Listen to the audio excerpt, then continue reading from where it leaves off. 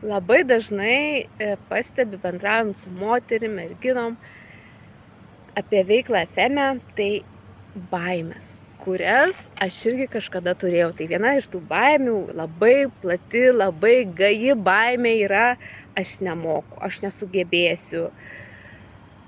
Ir taip stabdom mes naują pradžią, stabdom mes tas galimybės, kurią mes galime gauti, patirti. Ir aš irgi buvau tame, aš irgi turėjau tų baimių, bet aš su jomis susidorojau, aš išmokau tai, ko aš nemokėjau. Nes mes nei viena negimėme mokėdama vaikščioti, mes išmokom. Kurios vairuojate, juk negimėte mokėdamos vairuoti. Tuo labiau dviratį vairuoti irgi reikėjo išmokti. Taip pat mes einam pas darbdavius, irgi mokomės dirbti. Mes visą gyvenimą mokomės to, ko mes nemokam. Mokomės elgtis su išmaniuoju telefonu ir dar daug dalykų. Tai štai ir šioje veikloje mes kiekviena mokomės, augame ir tobulėjame.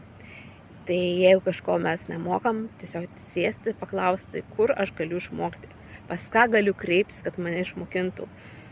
Ir tu išmoksi ir vėliau atrodys, kaip aš anksčiau nesugebėjau, taip atrodo paprasta. Tai tas pats pirmasis žingsnis yra pats sunkiausias.